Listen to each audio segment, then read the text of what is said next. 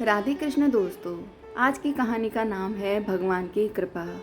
इस प्रचलित लोक कथा के अनुसार पुराने समय में दो संत एक साथ रहते थे। दोनों की भक्ति का तरीका अलग अलग था।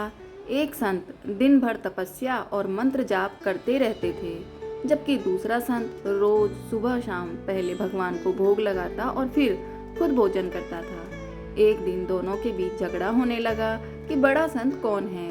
इस दौरान वहां नारद मुनि पहुंच गए। नारद ने दोनों संतों से पूछा कि किस बात के लिए लड़ाई कर रहे हैं। संतों ने बताया कि हम ये तय नहीं कर पा रहे हैं कि दोनों में बड़ा संत कौन है। नारद ने कहा कि ये तो छोटी सी बात है, इसका फैसला मैं कल कर दूंगा। अगले दिन नारद मुनि ने मंदिर में दोनों संतों की जगह के पास हीरे की एक एक अंगूठी रख दी। पहले तप करने वाला संत वहां पहुंचा। उसने एक अंगूठी देखी और चुपचाप उसे अपने आसन के नीचे छिपाकर मंत्र जाप करने लगा। कुछ देर में दूसरा संत भगवान को भोग लगाने पहुंचा। उसने भी हीरे की अंगूठी देखी, लेकिन उसने अंगूठी की ओर ध्यान नहीं दिया। भगवान को भोग लगाया और खाना खाने लगा। उसने अंगूठी नहीं उठाई।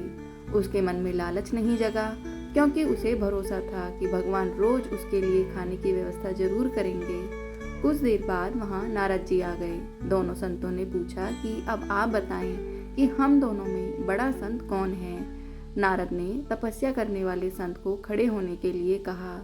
जैसे ही वह संत खड़ा हुआ तो उसके आसन के नीचे छिपी हुई अंगूठी दिख गई। नारद मुनि ने उससे कहा कि तुम दोनों में भोग लगाकर खाना खाने वाला संत बड़ा है। तपस्या करने वाले संत में चोरी करने की बुरी आदत है।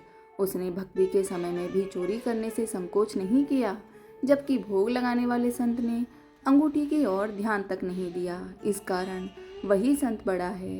प्रसंग की सीख। इस प्रसंग की सीख यह है कि भक्ति तभी सफल होती है जब भक्त के मन में बुरे विचार न हो, भक्त बुरे काम न करता हो। जिस भक्त के विचार पवित्र हैं और जो बुरे कामों से दूर रहता है, सिर्फ उसे ही भगवान की कृपा मिलती है। जय श्री राधे कृष्ण। दोस्तों, आपको कहानी कैसी लगी कमेंट में ज़रूर बताएं, और कहानी पसंद आई हो तो इसे आगे भी शेयर करें। मिलते हैं दूसरी कहानी में, तब तक के लिए राधे कृष्ण दोस्तों।